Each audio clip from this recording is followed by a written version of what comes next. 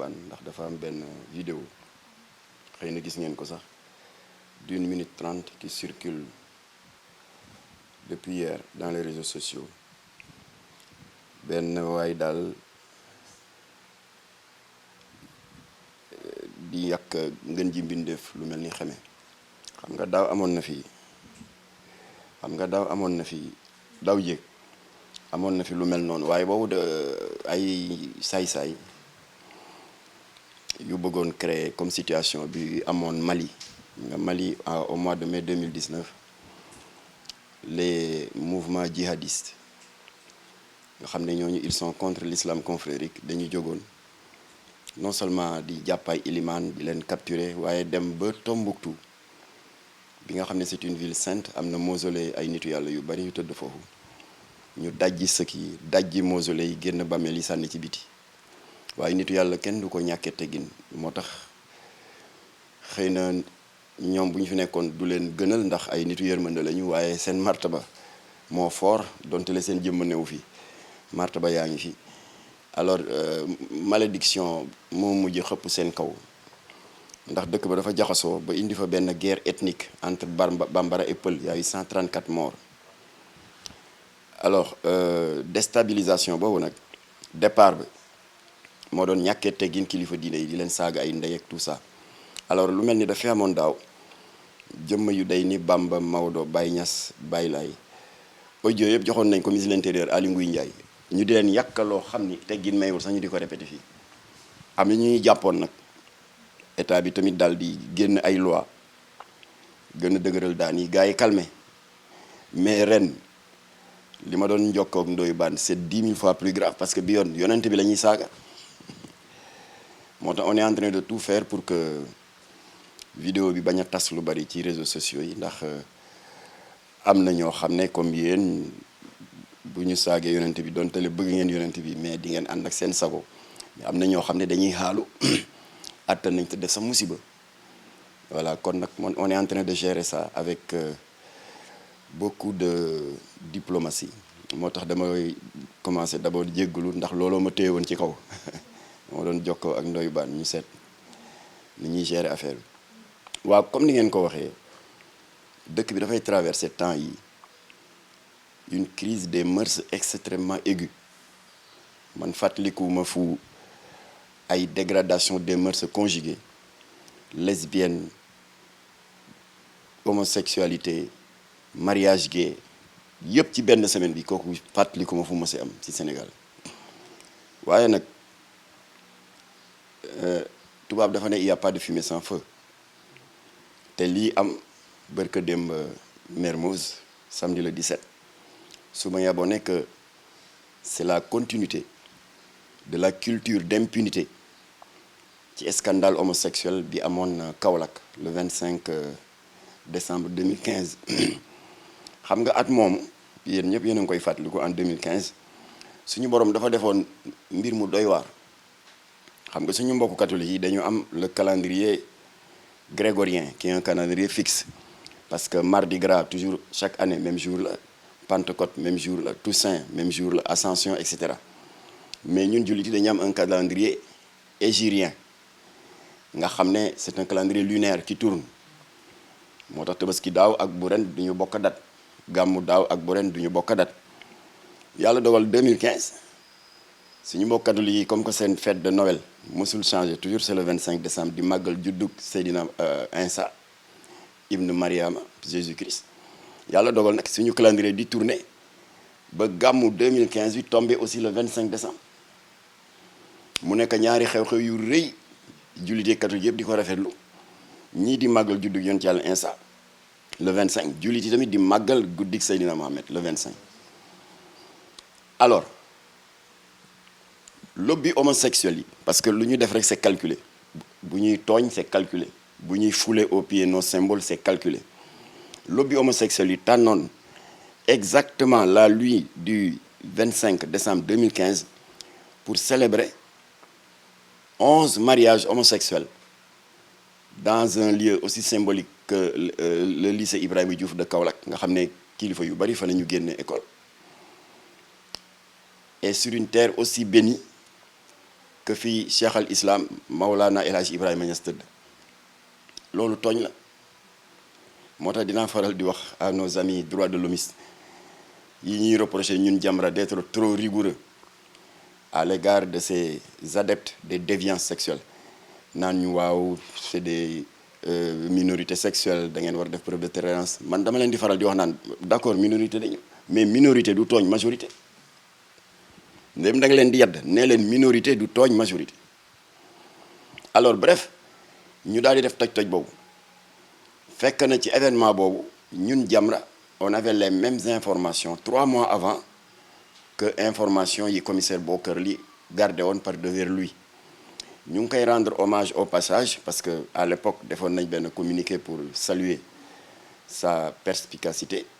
ndax ba mu jotee information yi mënoon na përëx yi di jaay jàmbaar góor jigéen ñi teel ko yëg rek changer seen agenda daw waaye dafa mel ni ku yëgul dara bés bi di approché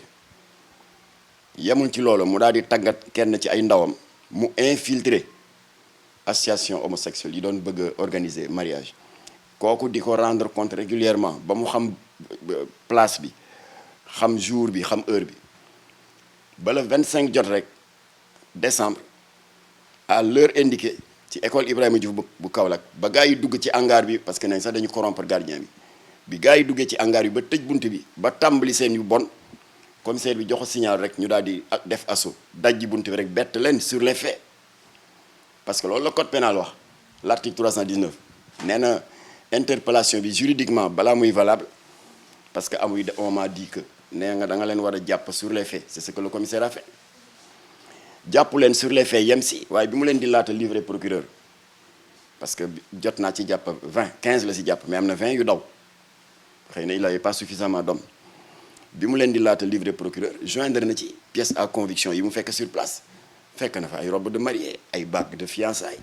ak yeneen affaire yu ñàkk jom ay préservatifs ak ay lubrifiant ndax boo ne déviance sexuelle rek jeexal na wax daal di paqueté yëpp boole livré leen yéen ñëpp vous avez été témoin de la scandaleuse libération de ces homosexuels 2 jours avant 2 jours après xaw ma 3 jours après ñun ñu def déclaration interpeller le ministre de la justice Sidiki Kaba la woon à l'époque mu tànqam lu ñu après la presse l'a interpellé à l'occasion d'un événement bu mu doon présider nee ko lu tax ñu bàyyi leen alors que le commissaire Bokar Ly avait réuni toutes les conditions juridiques pour que justice mën a établir seen culpabilité le flagrant délit et les pièces à conviction lu tax ñu bàyyi leen mu ne woy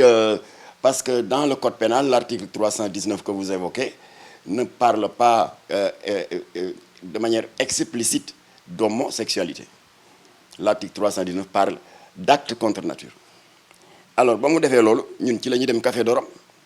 pour lui porter la réplique ba pare tontu ko ñu ne ko monsieur le ministre werante amul ne yow yaa ñu ëpp ay lijaasa ñun ay ndongol daara rek lañu ay taalibe yu xeebu werante amul nekk ci un avocat international mais nous vous mettons au défi de nous démontrer que l'homosexualité n'est pas un acte contre nature mënoo ko démontrer ndax le législateur dafay liggéey dans la même logique que suñu borom pour prendre un exemple assez élevé buy joxe ses recommandations et ses interdits dans les livres saints boo xoolee par exemple suratul Al Imran ak yeneen saar suñu borom di ci xaraamal sàngara ak suratul Al Imran surtout bi muy def sàngara ak jeu de hasard ci même niveau de bakkaar il a parlé de innamal xamru wal maysir loolu la suñu borom wax donc xaraamal na sàngara parce que dafay texali doomu aadama ak sagoom loolu rek la wax yem ci waaye nekku fi naan tere nañu cannabis mu tuddati chanvre indien hashish whisky bière opium morphine héroïne bu ko fi nekkoon di lim mën na jeex mën nañu fanaan waaye dafa wax ci alxuraan ne lépp luy tax luy teqali jaam bi ak sagoom xaramal nañ ko point waa le législateur a raisonné de la même façon moom tamit article 19 ba mu koy nas nekku fi naan aaye nañu homosexualité lesbianisme mooy góor jigéen ñi nécrophilie mooy góor jigéen yi nekk ba guddi ñu neexal gardien morgue yi di tëdd ak néew yi. zoophilie mooy góor jigéen yu vicieux yi di dem tëdd ak ay mala yooyu yëpp duggul ci détail yooyu dafa ne article 319 condamné na les actes contre nature point. alors kon nag lay la woon boo xam ne waxi ku daanu ci saret la waaye ba tey tontuwuñu nee na ko ñu ne ko démontrer nañu dañu bëgg nga démontrer ñu que l'homosexualité n'est pas un acte contre nature mais ba léegi ak li muy bari diplôme droit yëpp duggul ci doobaa bi dafa daw génn. alors ñu libéré leen Jamra jóg consulter suñu avocat maître Khassim Touré pour que ñu constituer partie civile comme on l'avait fait pour le comment dirais-je discothèque ba nekk Mboro te doon former des lesbiennes di leen defloo ay striptease Khassim Touré moo defaroon dossier bi ba ñu am ci ndam procureur tëj place ba jàpp tubaab ba ëmbal ko ay bagages am dàq ko génn ko Sénégal donc ñu jëlaat même avocat bi léegi ñay jàppale góor jigéen ya Kaolack yëg ne Jamra ut na avocat ñu daal di def des pieds et des mains utal leen ay visa am na ci ay femmes yu siiw ay opératrices économiques yu jaay seeni takkaay or utal xale yi visa passe argent de poche ñu dugal leen ci avion ñu rawale leen génn leen Sénégal ñee ngi Canada ñee ngi Belgique impunité boobu le 25 décembre 2015 moo jur impunité bii bërkaati dem le samedi 17 octobre fii ci Sacré-Cœur Mermoz te bii du 11 góor jigéen de comme Kaolack 25 góor jigéen la ça veut dire ñu ngay monter de grade rek 25 góor jigéen ñëw di takk sëy état baa ngi seetaan lu garaaw parce que Mbao 9 la ñu woon Kaolack 11 Mermoz 25 bu ñu sàgganee lobby yi dinañ leen jox doole jox leen fit ba dinañuy xëy takk baas ci diggu Ndakaaru di fa gàmmu góor jigéen ci foofu lañ jëm. alors fii aussi commissaire u Jëppal def na même njàmba que commissaire u Kaolack mu di soxna Aïssatou Ka ñu ngi koy rendre hommage jigéen la waaye jigéen ju mën góor la parce que moom elle a fait preuve du même professionnalisme jotoon na information bi comme ñun dafa ànd ak sagoom ba le samedi 17 à 4 heures du matin ci la ñëw dajji bunt bi ñu bett leen sur les faits moom tamit am na nag ku ne bëxër ñett daw bàjjan ba dafa daw benn acteur psychosocial bu ñàkk jom moo fa indi préservatif yi moo fa indi lubrifiant yi moo fa indi fond de teint yi ak pose xef yi yu bon yépp moo ko fi indi presse bi nag dafay juum ne c'est un médecin yéen a ngi tooñ médecin yi di tilimal seen corps de métier c'est pas un médecin c'est un acteur psychosocial buy liggéey ci benn hôpital public très célèbre de la place ñu bañ ko tudd pour bañ a ternir l'image de cet hôpital waaye nag di ngeen dégg ci fan yu néew police dana ko jàpp parce que la police a toutes les informations alors kooku tamit def li charte yi wax flagrant délit ba pare dajale na ay preuves muy préservatif yi di lubrifiant yi ak yi ma tudd léegi les produits cosmétiques féminins mais surtout rassemblé na des dizaines de kits VIH sida loolu il faut que nit ñi xam lan la xam ngeen feebar bi ba mu feeñee au début des années 80 ñi mu gën a nennu c'est la communauté homosexuelle te dégâts yi feebar bi def dans cette communauté rek ku ci bàyyi xel doy na la waaraate ndax ci explication ni ñu ko mën a waxee moo di Organisation mondiale de la santé dafa délivrer à l'État du Sénégal un satisfecit ci ni ñu maîtriser l'évolution de la pandémie ndax yàlla dogal na Sénégal dafa am un des meilleurs taux de prévalence ci jàngoro bi boo demee ay Rwanda ay Burundi taux yu jéggi dayoo nga fay gis 25% 34% de SIDA mais fii nag yàlla baaxee ñu ak yiw gi ne ci Sénégal éducation bi diine ji yàlla def na amuñu sax 1% on a 0,7% mais ba gouvernement Sénégal à travers le CNLS le comité national de lutte contre le sida jël communauté homosexuelle sénégalaise ber leen testé leen le taux de prévalence est de 27% autrement dit téeméeri góor jigéen boo jël fii ci Sénégal ñaar fukki yi ak juróom-ñaar am nañu doomu jàngoro bi kon ñooñu c'est des vecteurs de propagation du sida ëpp nañoo bàyyi ñuy tasaare ci réew mi di tasaare feebar bi bref yooyu yëpp la commissaire Aïssatou Ka dajale jébbal ko procureur ak ñi jàpp procureur denc leen ba démb ci àjjuma ji ci lañ leen atte voilà bañ leen attee nag tappale ba amoon Kaolack ak tappale ba amoon Mbao fii ñoom góorgóorlu nañu parce que Jamra a contacté tous ses alliés au niveau des organisations islamiques pour qu'on fasse preuve de vigilance et d'alerte pour que ñàkk fayda ba daloon état du Sénégal en 2009 bañ ñu dalal la fa xewoon gis ngeen ko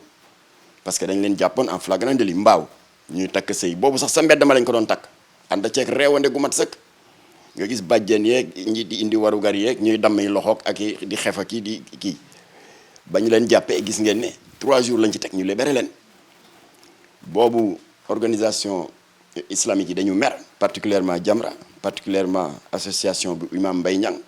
ak Ali Imran bu oustaz Aliou Sall ñun ñoo organisé woon marche foofa ca grande mosquée moo doon départ ba police ñëw fa sax gaañ fa seen benn naataango ñu di ko wax Ramatulaay caméraman la woon fële ca rajo Dunia alors ba police ba ñu libéré ñooñu boo gisee li tax bi yoon ci scandale mariage homosexuel bu Mermoz bi Jamra teel a alerté c'est parce que ba ñu libéré les homosexuels de Mbao Jamra dafa def enquête pour xam libération bi fu mu jógee parce que personne ne voulait parler xam nga libération scandaleuse bu Kaolack bi sax Sidi Kaba s'est expliqué nee na pour moom mot homosexuel newul ci code pénal waaye bële kenn nanguwul wax ñun ñu enquête ko et on avait publié nos résultats à l'époque et qui se résume à ceci que c'est la France qui avait tordu la main au gouvernement du Sénégal et les preuves sont toujours disponibles dans internet da ngeen di def www.gov.sn c'est le site du gouvernement français boo leen ñëwee ba janvier 2009 ngeen consulter les communiqués du conseil des ministres français di ngeen ci gis benn boo xam ne le président chef de l'État français Nicolas Sarkozy mooy wax ni la France exprime sa vive préoccupation après l'arrestation de ces jeunes Sénégalais qui n'ont eu que le tort d'assumer leur orientation sexuelle loolu ingérence la ba noppi Roselyne Bachelot ministre de la santé de l'époque daal di ko feelu dal di joxor bi baaraam Bernard Kouchner ministère des affaires étrangères ne ko monsieur le ministre yaay suñu porte-parole à l'étranger ñu ngi lay ñaan nga user de votre influence wax les autorités sénégalaises nañu bàyyi xale yi ñu tëj et enfin dernière ingérence mooy le maire homosexuel de Paris Bertrand Delanoë moom ngóor jigéenam nëbbu ko moo taxaw ci chaîne de télévision bu ñuy wax M6 am ku mu présenté ne ñaar ñii samay far lañ moom ñaari far la moom fa ñàkk jom yam fa la tàmbale moom moo bind lettre Bertrand Delanoë le maire homosexuel de Paris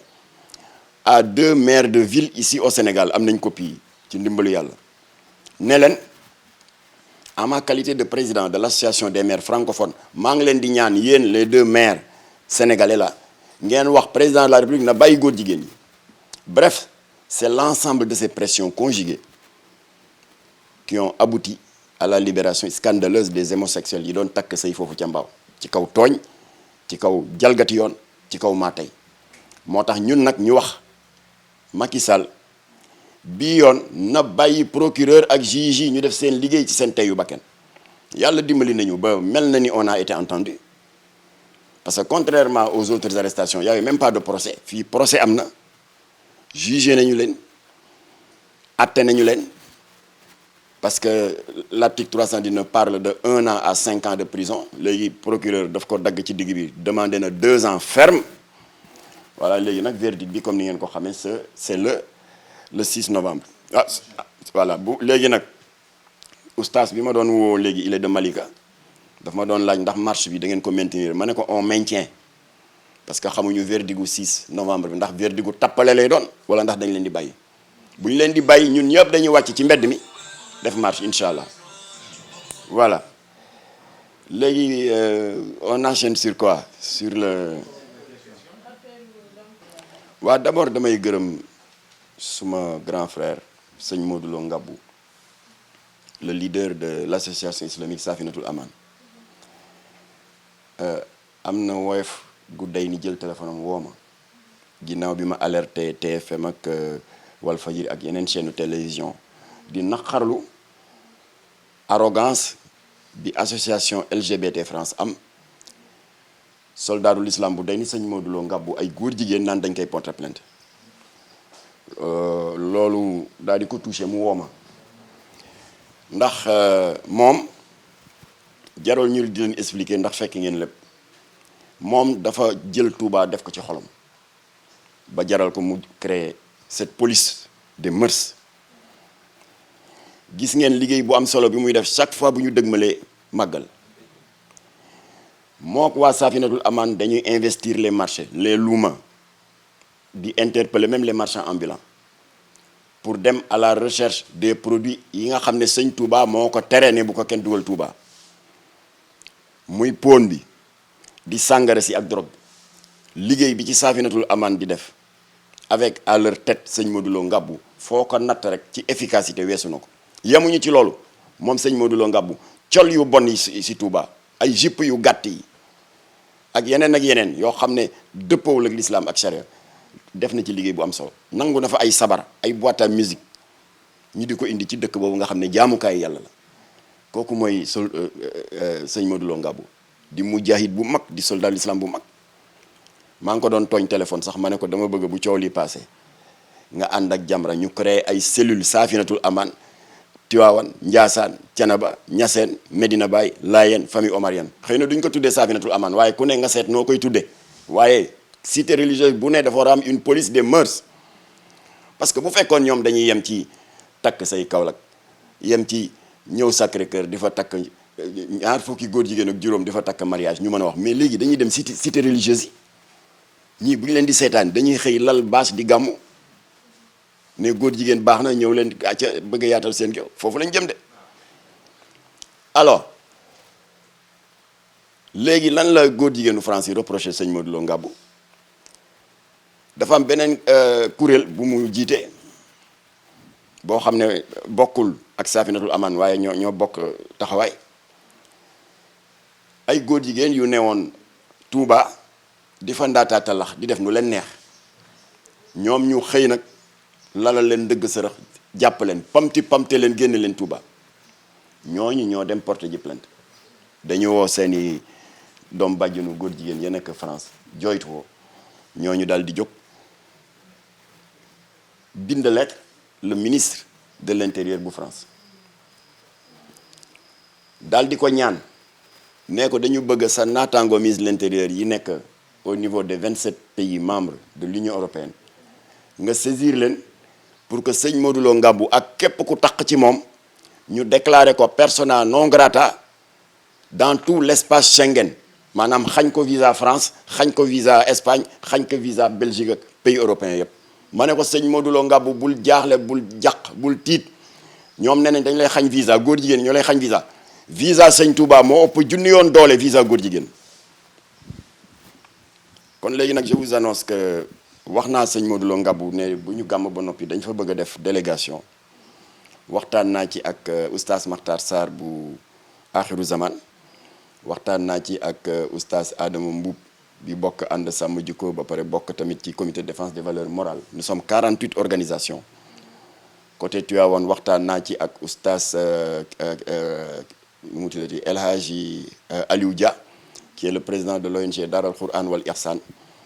am na ñeneen ñu ma desee ñu demee ni Mamour Fall le président de la convention des Tidjanes waaye xam naa balaa gàmmu gee jot ñoom ñëpp dinaa leen contacter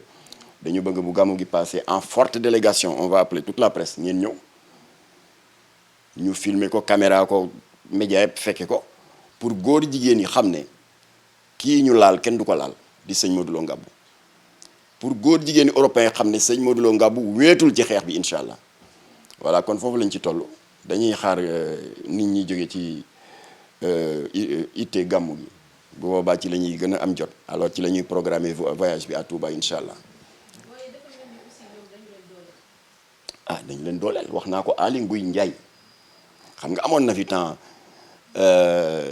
bi Wally Seck porté plainte oustaz Mouhamadou Makhtar Kanté Jamra dafa mandaté imam Massamba Diop mu dem ci Pikini naka la seen plateforme bu tudd sax Pikini xaw ma naka di waaw mu dem ci waa Pikini ne leen plainte bi boo leen koy déposé dinañu génne liste góor jigéen yi waaw ba imam Massamba waxee loolu nga gis ñu naan Jamra ñu ngay showati rek yoruñu liste yoruñu dara ca laa def benn déclaration bu tàng Aly Ngouille Ndiaye dégg ko convoqué ma ñaanu ma koy jans de son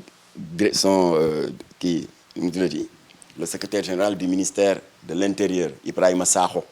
moo ma woo ne ministre bi dafa dégg daal ngay wax ci média yi ne ñun ñoo jox récépissé góor jigéen yi mu ne woon dafa bëggoon ngeen mu ñëw ngeen waxtaan ci ma ne ko loolu day sawar naa ci ma dem maa ngi ñëw yóon dañ may jox seen WhatsApp ma yónnee leen en PC ma yónnee leen ko booy def montage bi ngeen gis sama face à face ak Aly Ngouille Ndiaye ba ma demee gàngooram yëpp a nga toog les plus hauts gradés du ministère de l'intérieur ñu nuyoo mu daal di ma dalal ñu toog maak moom face à face ne waaw dañ dégg nga ne ñun état ñoo jox góor jigéen ñi ay récépissé waaw en tout cas man Aly Ngouille Ndiaye biñ ma nommé ci poste bi ba léegi daal loolu nga wax daal man gisuma ko man mosuma jox association góor jigéen récépissé ma ne ko waaw nee nga yow personnellement Aly Ngouille Ndiaye mosoo jox góor jigéen récépissé bravo mais ñun Jamra duñu personnaliser nos combats dañu wax ni place bii nga toog te mu tudd ministère de l'intérieur joxe ngeen 9 récépissés góor jigéen ak lesbienne ci nguuru Ablaye Wade nguuru Macky Sall joxe ngeen 7 récépissés góor jigéen ak lesbienne 7 plus 9 ñaata la du 16 waaw mu nga loolu la mu ne loolu daal man daal jaaxal na ma parce que ñun kuy ñëw di demander récépissé moo xam pour créer un parti politique pour créer un syndicat wala une association sportive et culturelle dañuy def enquête a priori dañuy def enquête de moralité kon xaw ma ñoom fan la ñuy jaar ba am récépissé pour homosexuel ma ne ko d'accord yéen da ngeen di def enquête de moralité mais a priori waaye ñoom bu ñu xësee ba jot seen récépissé ba wan leen ginnaaw li manqué Sénégal y a pas d'enquête a posteriori pour xam ndax ñoom la ñu déclaré woon ba nax leen ba am récépissé ndax dëppoo na ak la ñuy def sur le terrain loolu moo fi amul mu ne ma ndax am nga ci ay cas ma ne am naa 16 cas yoo xam ne yéen a leen jox récépissé waaye danaa la jox ñett li ci des da nga may jox sa adresse email bu ma eggee kër ga ma envoyé la lépp mu daal di ma jox adresse email am nee ma kon échantillon bi nga may jox ban la ma ne ko bindal association bi gën a dëgër fit te gën a ñàkk jom AIDS seen président Diadji Diouf la 650 membres góor jigéen siège ma ngi fii ci Parcelles ñun ñoo def exprès ba ñu joxe adresse précise bi ndax di nga gis ay dof yu xaalu dem taal ko rey fa ay nit. Numéro de récépissé donné par l'État du Sénégal numéro 15 444 date de délivrance bi temps la lieu de délivrance bi temps la délivré par qui? La DAGT, la direction de l'administration générale du territoire moo ko signé kooku c'est un démembrement du ministère de l'Intérieur. Deuxième échantillon d'association góor jigéen autorisée par l'État. Prudence parce que bii ma jëkk a wax Diadji Diouf mooy président bi bi ci topp di Prudence Jamil Bangoura mooy président bi. Adresse SICAP, numéro de récépissé temps, date de délivrance temps. Par qui? La DAGT, la direction de l'administration générale du territoire. Troisième échantillon bi ma lay jox monsieur le ministre mooy góor jigéen yu jigéen yi yéen a leen jox récépissé muy sourire de femme présidente ba Ndeye Kébé xale yu bari moo leen yàq ci dëkk bi yi gisoon ngeen scandale bi fi amoon damay bañ tudd lycée des jeunes filles bi pour bañ a ternir seen image benn vidéo bu gàtt bu doon def le buzz dans les réseaux sociaux ay xale yu am 16 ans di def des actes de lesbianisme en pleine école pendant la récréation dañu làqatu ci benn ginnaaw miir di ko def ñooñu ñoo leen yàq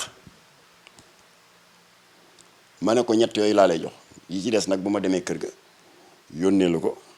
su ma la ko yónnee boole ci ay dossiers confidentiels yoo xam ne joxoo ma ko laajoo ma ko pour jox la preuve ne récépissé yi dégâts yi muy def ci dëkk bi bokk na ci yéen a ngi may góor jigéen yi doole ñuy dem ci ambassade yi di fa am ay financement alors kon nag lu indi woon question bi sax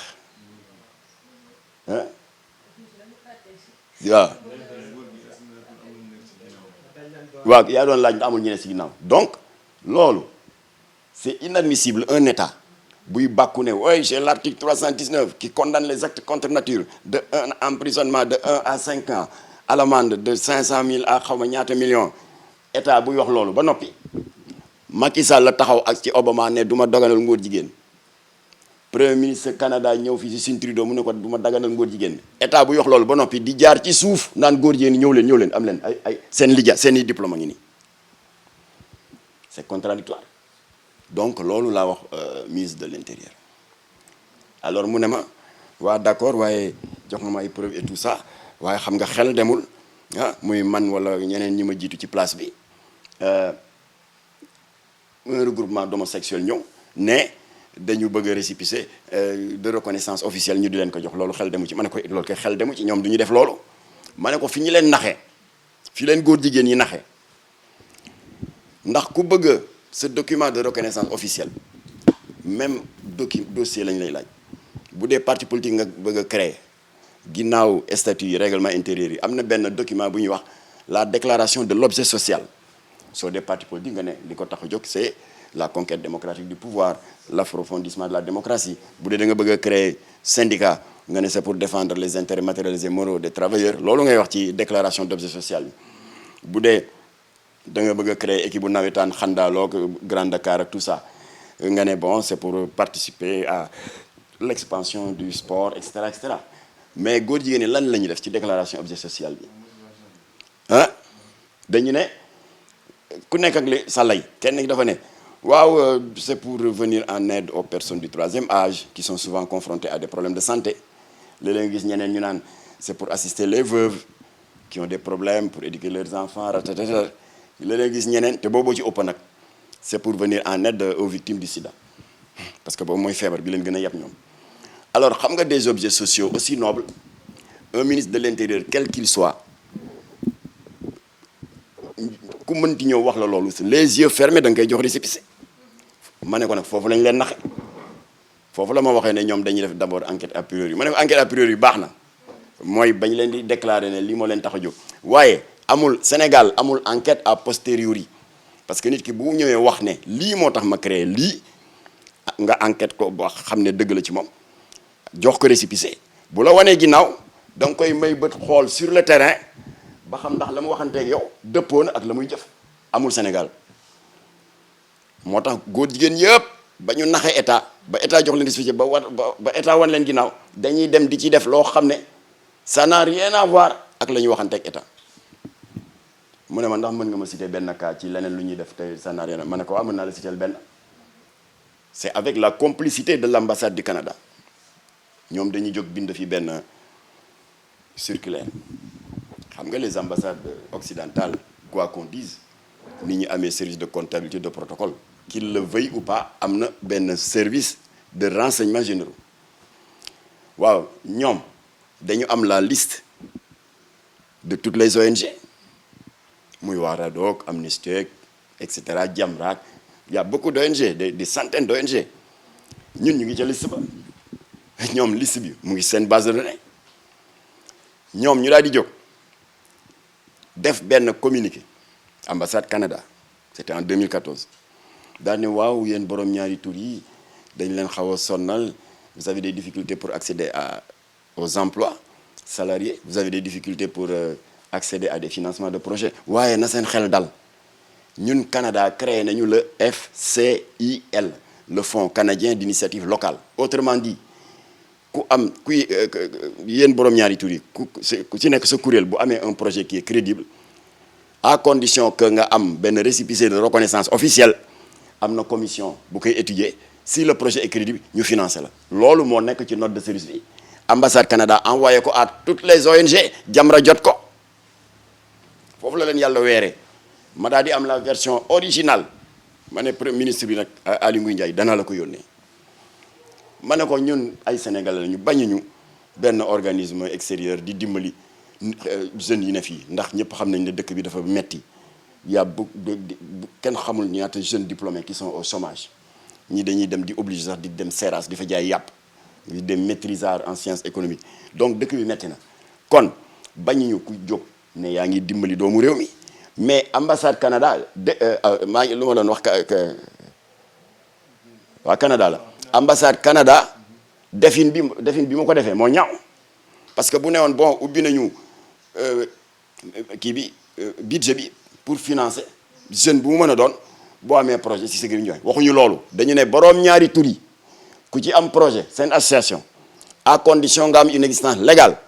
am na commission bu koy étudier si c'est crédible ñu financer la c'est un clin d'œil malsain qui peut être mal interprété par seeni doom ak sama doom ak seeni jarbaat ak suma jarbaat seeni rakk parce que di nga ci gis un jeune bu jàmbaare daa di ne man day bi ma amee sama bac wala sama licence ba léegi wut naa visa ba sonn aw ma wut naa financement de projet donte le benn sagaru 100 000 francs la aw ma kii nee na ku bokk ci kuréelu góor jigéen yi mu financé la waa man tey maa dem bokk ci kuréel yi c'est ça le danger kon nag c'est un appel indirect boo xam ne la ko indi mooy récépissé yi état bi jox góor jigéen yi moo tax ambassade yi di jëflante ñoom ma ne ko kon monsieur le ministre danaa la yónnee toute la documentation bien que laajoo ma ko pour confirmer li ma la wax ne récépissé yi la muy yàq ci dëkk bi moo ëpp lu muy defar waaw ma ne ko am na yeneen yu bon nag yu récépissé yi di def fii ci Saly ñu ngi koy enquête pareeguñu association góor jigéen yi def di racolage di joxante ay rendez-vous ak màggetum góor jigéenu tubaab hollandais belge te kenn nobatu leen ñu ñëw fii vacances association góor jigéen yi leen utal ay far ay xale yu am 25 ans ki 30 ans ma ne ko kooku ñu ngi ciy liggéey bu dossier bi pare danaa ñoo jox la ko alors ba loolu amee parce que da nga ma doon laaj ñan ñoo leen di dooleel loolu ci leen di dooleel la bokk te ñu ngi demander à travers vos plateformes yéen waa Sans Limites ak Dakar Buzz ak keneen ki nu mu tudd waaw maa ngi leen di ñaan maa ngi jaarale message ci président Macky Sall ñu ngi koy remercier ndax suñu plainte bi àdduna ci parce que kii moo ko waxal boppam le directeur des libertés publiques c'est un démembrement du ministère de l'intérieur ñu di ko wax Ahmed Fadel Kane moom moo wax ne jot nañu ndigal ci président de la République pour ñu ubbi enquête ndax leeral les conditions de délivrance de ces récépissés kon loolu déjà ñu ngi koy rafetlu waaye ñu ngi demandé Macky Sall na si wane fulla gii mu wane ci ñaar fukki góor jigéen yi nga xam ne kenn naru leen woon jugé nañ leen ba fëgg leen 2 ans verdict bi ñu ngi koy xaar le 6 lii itam na ci def fulla ñu enquête ba xam kan moo jox góor jigéen yi récépissé yi ak lu tax mu jox leen ko parce que amuñu ci droit pourquoi parce que c'est une violation du code des obligations civiles et commerciales parce que code boobu moo tëral ñan ñoo am droit récépissé mais góor jigéen amu ci droit et c'est en contradiction avec l'article 319 qui condamne les actes contre nature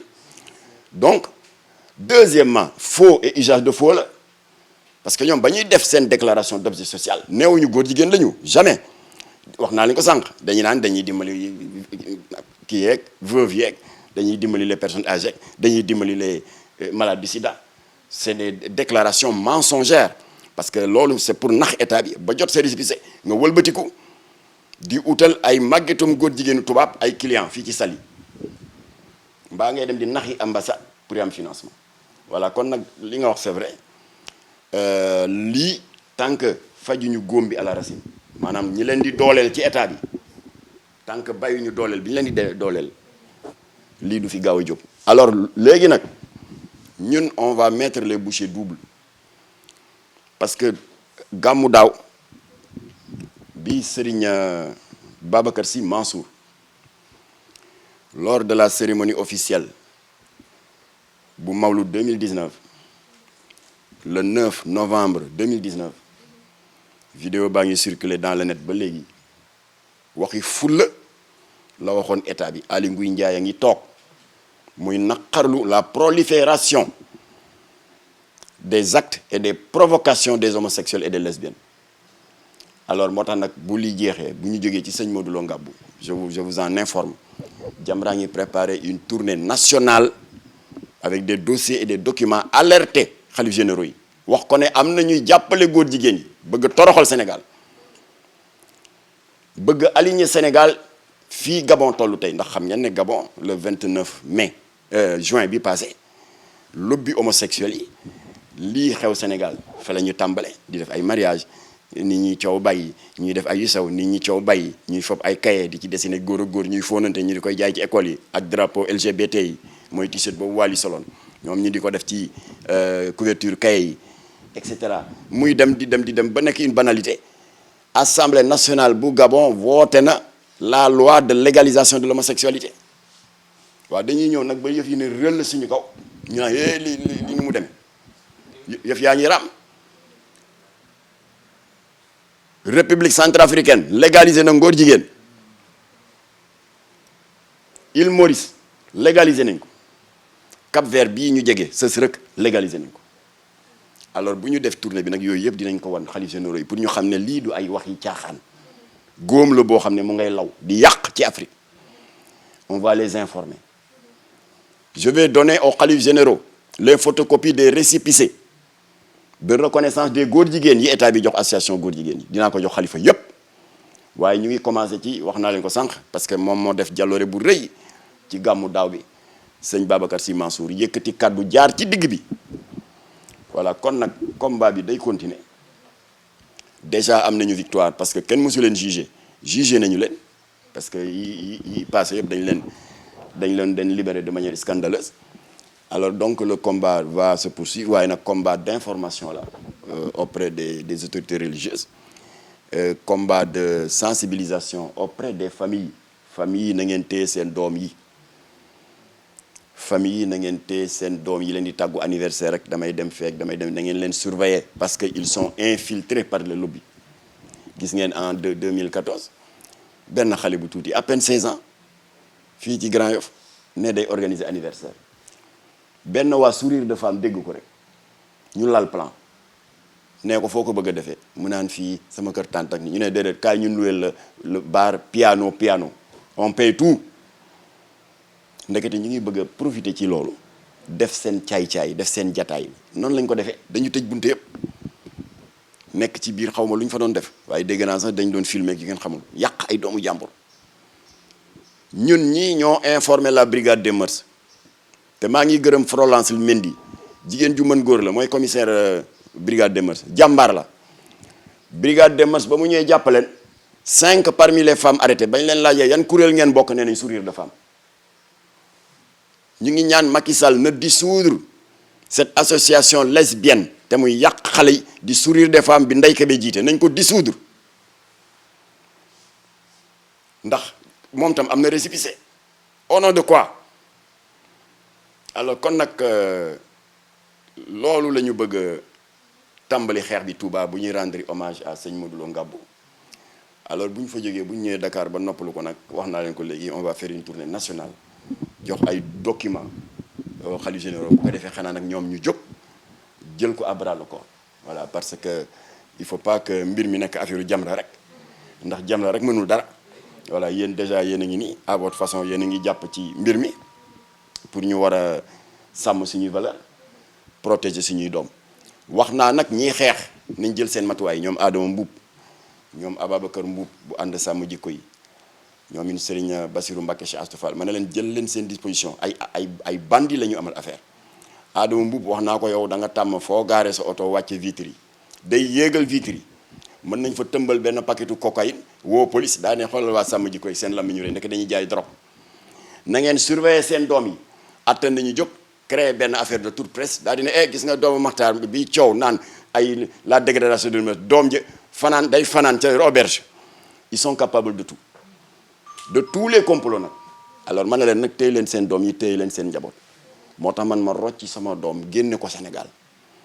voilà pour que mu mën a sori les champs de bataille de son père ndax combat yi ñuy dëgmal ci kanam combat yu metti lay nar a doon incha allah.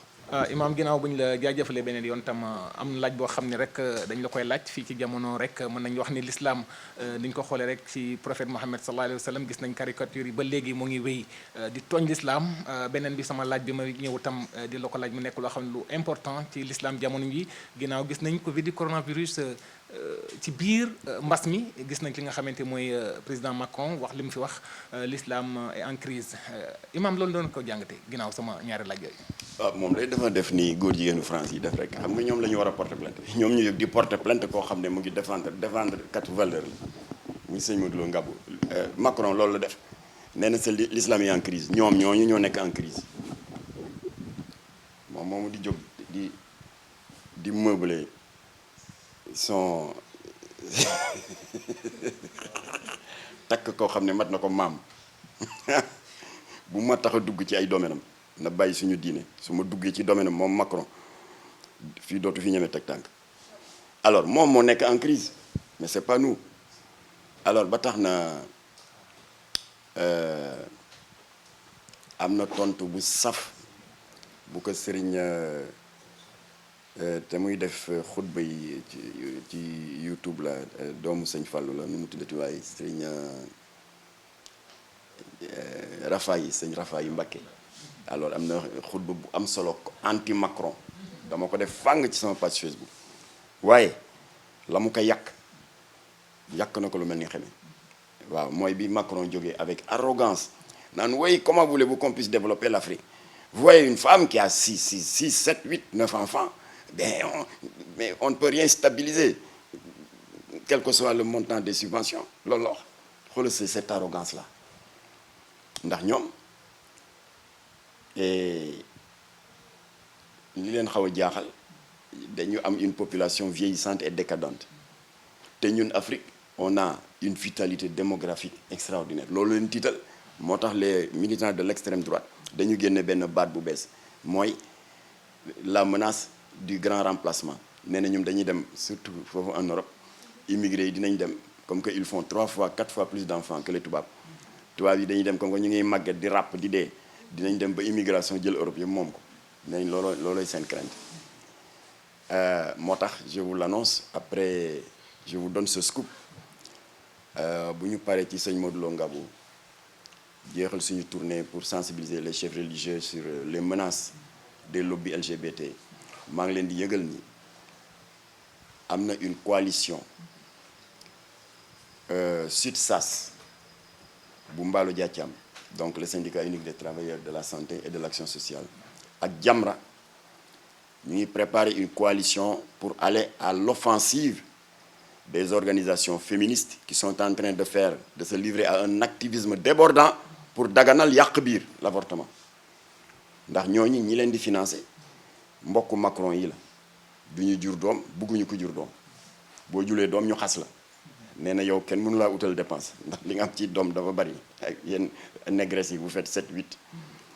alors léegi ñun parce que ñoom ñu ngi fi mu ne ces associations féministes là ñu ngi ci télé yeeg ñu ngi même ci presse bi bëgg a embarquer dans leur projet de l'abrogation de l'article 305 du code pénal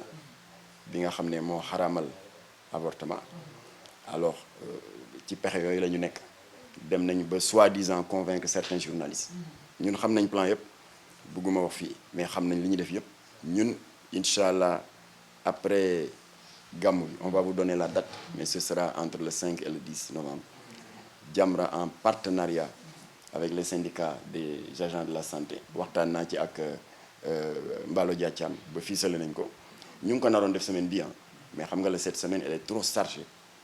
avec ces histoires de mariage homosexuel ak de nangam ak nangam alors dañu bàyyi bu ñu gàmmoo on va vous informer du jour pour tenir un point de presse et donner à la presse des informations parce que ñoom ñi nekk seen ginnaaw di leen financer xam nañu leen voilà